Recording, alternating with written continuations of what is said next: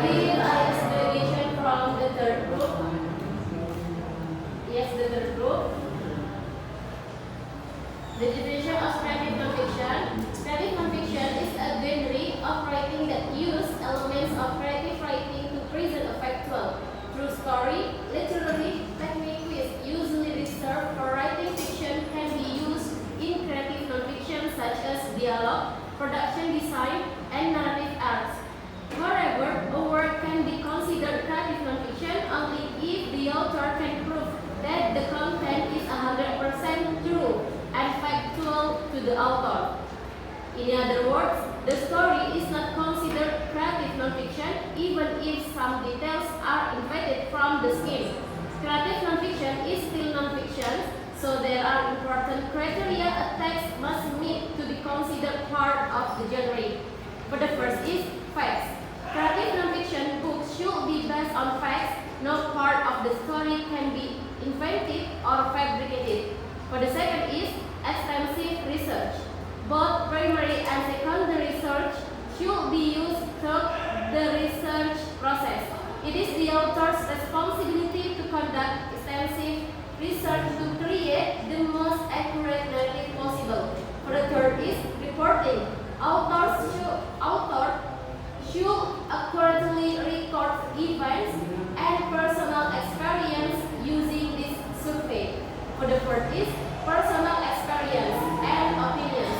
Although not required, personal experience and opinions of others can help create a more complete picture. For the fifth is presentation or explanation that the topic or experience being presented should be explained to the reader.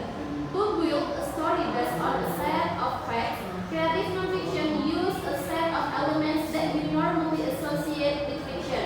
For the first is storytelling or narration. A creative nonfiction book should be told like a story as opposed to a simple historical account.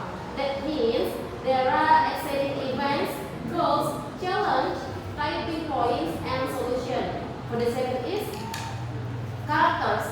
Every creative nonfiction book needs a main character, even if it has to be realistic and accurate. For example, in memories, the narrator is usually the main character, setting, or skill. For the third is development.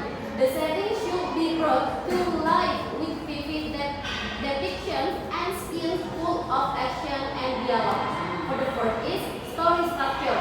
A story should have a plot that contains the major events that make up the story. A personal essay may contain one event, or as is usual in memory, several key events or turning points.